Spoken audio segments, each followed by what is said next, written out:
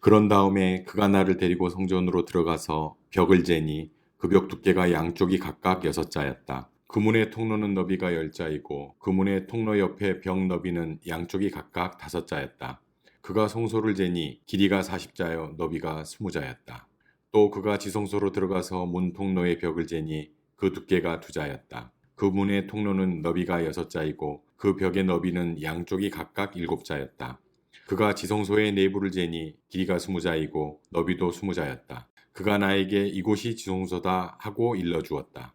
또 사람이 성전의 벽을 재니 두께가 6자였다. 성전에는 3면으로 돌아가며 방들이 있는데 너비가 각각 넉 자였다. 그 겹방은 방 위에 방이 있어서 3층을 이루고 있으며 층마다 방이 30개씩 있었다. 그런데 그 겹방들은 성전을 돌아가면서 성전의 벽에 부착되어 있어서 성전의 벽 자체를 타고 들어가지는 않았다. 그 둘러있는 겹방들은 그 층이 위로 올라갈수록 넓어졌다. 이 겹방의 건물이 성전의 주위로 올라가며 위층까지 건축되었다. 그래서 이 건물은 아래층에서 중간층을 거쳐 맨 위층으로 올라가게 되어 있었다. 내가 또 보니 성전의 둘레에 지대가 더 높이 솟아 있었는데 곧 겹방들의 기초의 높이였다. 그 높이는 한 장대인 6자였다. 겹방들의 외부에도 담이 있었는데 그 두께가 5자였다. 또 성전의 겹방들 밖에는 빈터가 있는데 그 너비는 20자이며 성전을 빙 돌아가는 뜰이었다. 그 겹방 건물의 문이 이 공간 쪽으로 났는데 하나는 북쪽으로 났고 또 하나는 남쪽으로 났다. 둘러있는 이 빈터의 너비는 5자였다. 또 성전의 서쪽들 뒤로 건물이 있는데 그 너비가 70자였다. 그 건물의 벽은 사방으로 두께가 5자였다. 그 건물 자체의 길이는 90자였다. 그가 성전을 재는데 그 길이가 100자이고 서쪽들과 건물과 그 양쪽 벽까지 합해서 또 길이가 100자였다. 성전의 정면 너비와 동쪽들의 너비도 각각 100자였다. 그가 이어서 성전 뒤뜰 너머에 있는 건물을 그 양편의 다락까지 함께 재니 그 길이도 100자였다. 성전 지성소와 성전 뜰 현관과 문 통로의 벽과 창문과 삼면에 둘러있는 다락에는 바닥에서 창문에 이르기까지 돌아가며 나무 판자를 대놓았다. 그러나 창문은 틀만 있는 것이다. 문 통로의 위와 성전 내부와 외부의 벽까지 재어본 곳에는 다 판자를 대놓았다. 그 판자에는 그룹과 종려나무들을 새겼는데 두 그룹 사이에 종려나무가 하나씩 있고 그룹마다 두 얼굴이 있었다. 사람의 얼굴은 이쪽에 있는 종려나무를 바라보고 사자의 얼굴은 저쪽에 있는 종려나무를 바라보고 있었다. 성전 벽 전체가 이와 같았다.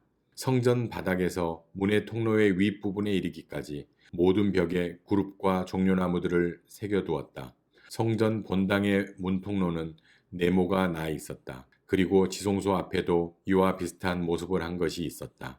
나무로 만든 제단이 있는데 그 높이는 10자요 그 길이는 2자였다. 그 모퉁이와 그 받침대와 옆부분의 나무도 만든 것이었다. 그가 나에게 일러주었다. 이것이 주님 앞에 차려놓은 상이다. 성전 본당과 지성소 사이에는 문을 2번 열고 들어가야 하는 견문이 있었다. 문마다 좌우로 문짝이 둘이 있고 각 문짝에는 아래 위로 2개의 돌저기가 붙어 있었다. 4개의 문짝에는 모두 그룹들과 종려나무들이 새겨져 있었다. 성전의 모든 벽에 새겨진 모습과 같았다. 성전 바깥의 정면에는 나무 디딤판이 있었다. 또 현관의 양쪽 벽에는 곳곳에 틀만 있는 창과 종려나무의 그림이 있고 성전의 곁방과 디딤판에도 모두 같은 장식이 되어 있었다.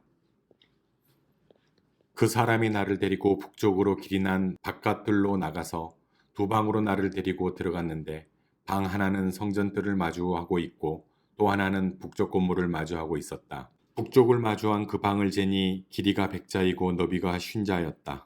20자 되는 안뜰의 맞은쪽과 돌을 깔아놓은 바깥뜰의 맞은쪽에는 3층으로 된 다락이 있었다.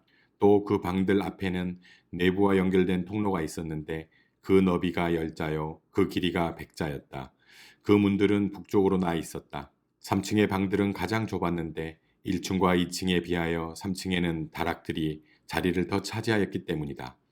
이 방들은 3층이어서 바깥마당의 현관에 있는 기둥과 같은 기둥이 없었으므로 3층은 1층과 2층에 비하여 더 좁게 물려서 지었다. 이 방들 가운데 한 방의 바깥담, 곧 바깥뜰 쪽으로 이 방들과 나란히 길이 50자가 되는 바깥담이 있었다. 바깥들을 마주하고 있는 방들의 길이는 쉰자였고 성전을 마주하고 있는 방들의 길이는 백자였다. 이 방들 아래층에는 동쪽에서 들어오는 문이 있었는데 바깥들에서 그리로 돌아오게 되어 있었다. 뜰을 둘러싼 벽이 바깥들에서 시작되었다. 건물 앞 빈터 남쪽으로도 방들이 있었다. 이 방들 앞에도 통로가 있는데 그 모양이 북쪽에 있는 방들과 같은 식으로 되어 있고 길이와 너비도 같고 출입구 모양과 구조도 같고 문들도 모두 마찬가지였다. 이 남쪽에 있는 방들 아래 안뜰 담이 시작하는 곳에 출입구가 있었다. 동쪽에서 들어오면 빈터와 건물 앞에 이 출입구가 있었다. 그 사람이 나에게 일러 주었다. 빈터 맞은쪽에 있는 북쪽 방들과 남쪽 방들은 거룩한 방들로서 주께 가까이 나아가는 제사장이 가장 거룩한 제물을 먹는 방이다.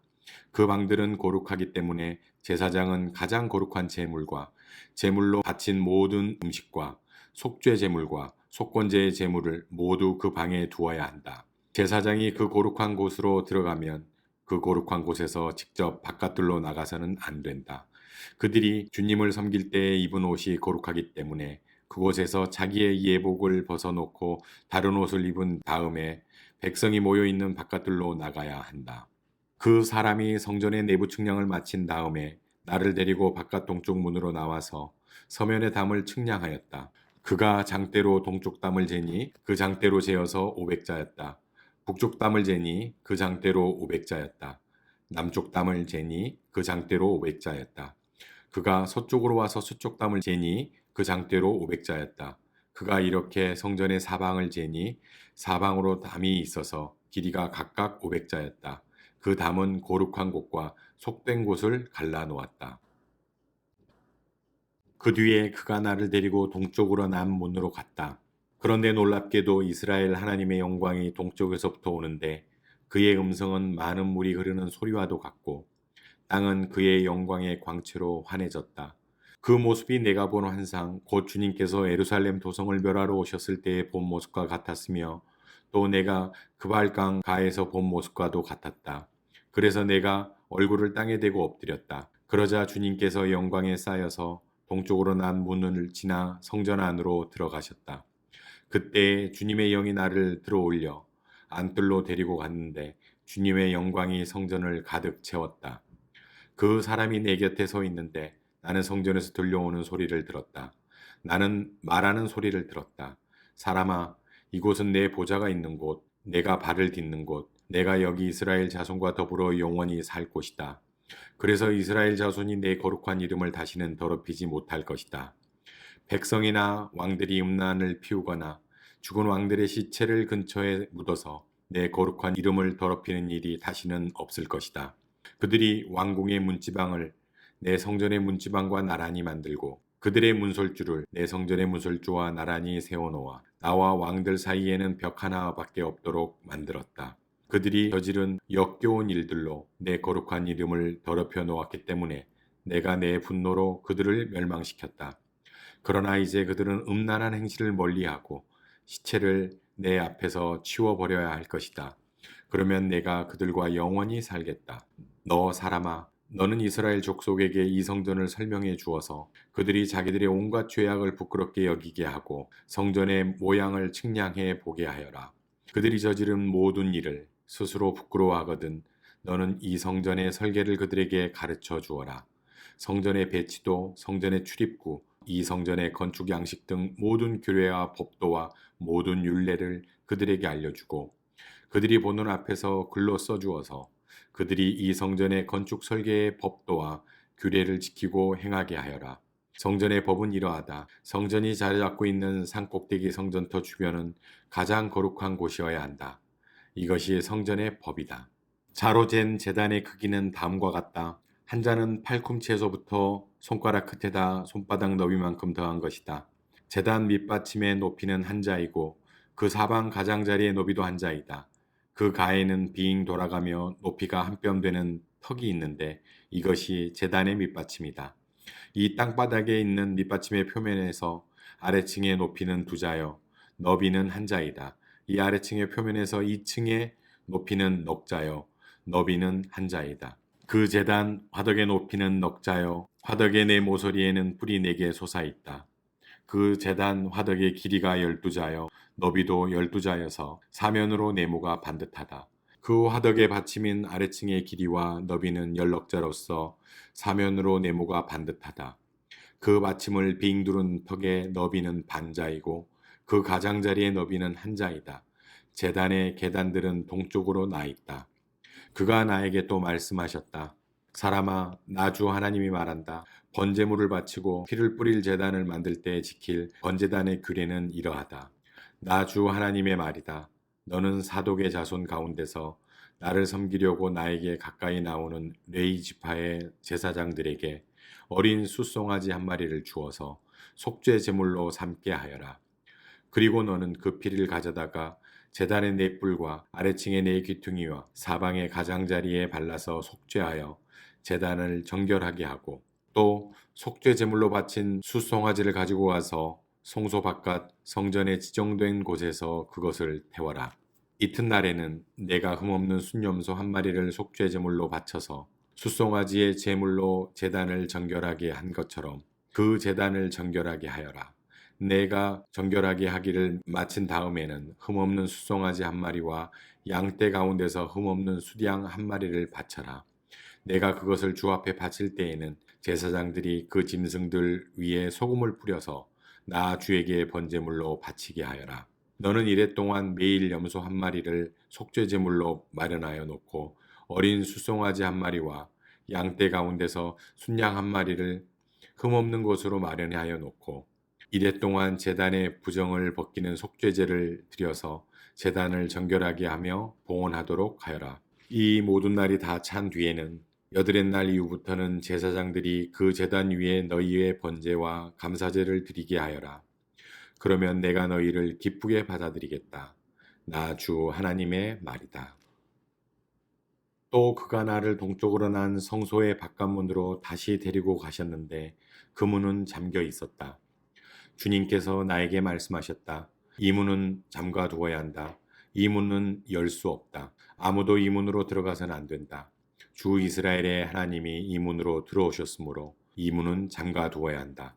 그러나 왕은 그가 왕이므로 주 앞에서 음식을 먹을 때에 이 문 안에 앉을 수가 있다. 왕은 문 현관 쪽으로 들어왔다가 다시 그 길로 나가야 한다.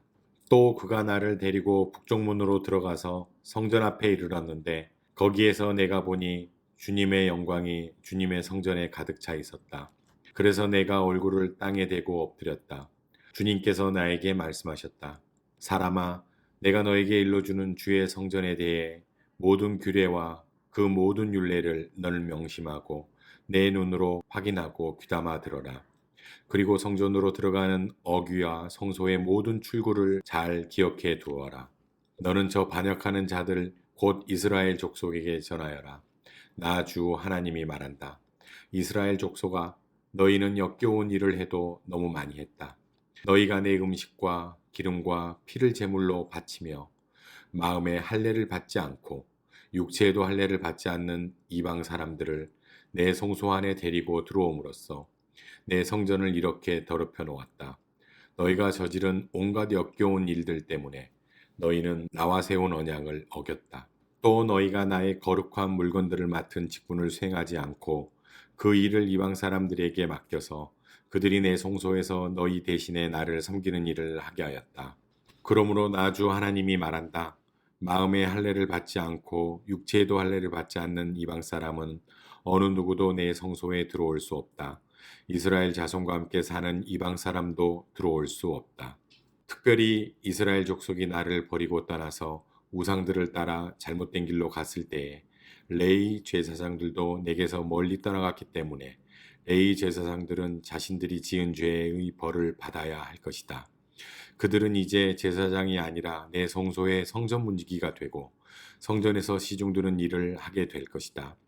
그들은 백성이 바치는 번제물이나 희생제물을 잡고 백성 앞에서 시중을 들게 될 것이다.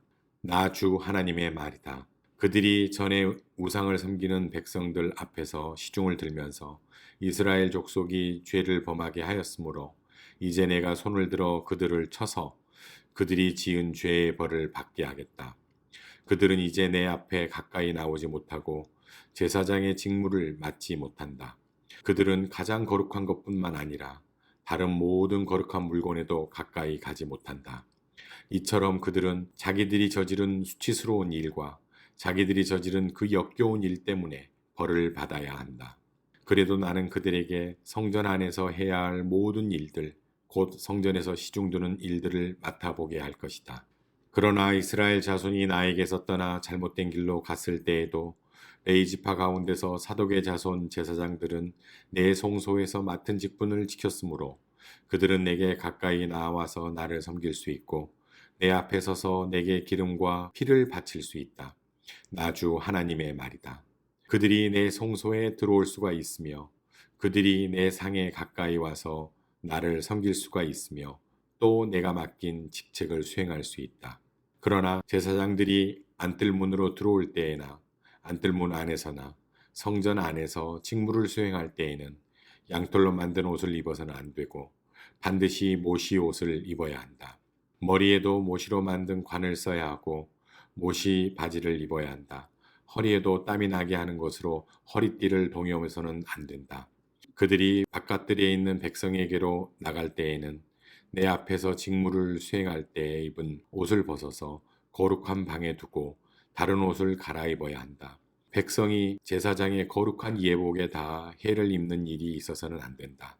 제사장들은 머리카락을 바싹 밀어서도 안 되고 머리카락을 길게 자라게 해서도 안 된다. 그들은 머리를 단정하게 잘 깎아야 한다. 어떤 제사장이든지 안뜰로 들어갈 때에는 포도주를 마셔서는 안 된다. 그들은 일반 과부나 이혼한 여자와는 결혼할 수가 없고 다만 이스라엘 족속의 혈통에 속하는 처녀나 또는 제사장의 아내였다가 과부가 된 여자와 결혼을 할 수가 있다. 제사장들은 내 백성이 거룩한 것과 속된 것을 구별하도록 백성을 가르치고 부정한 것과 정한 것을 분별하도록 백성을 깨우쳐 주어야 한다. 소송이 제기되면 제사장들이 판결을 내려 주어야 한다.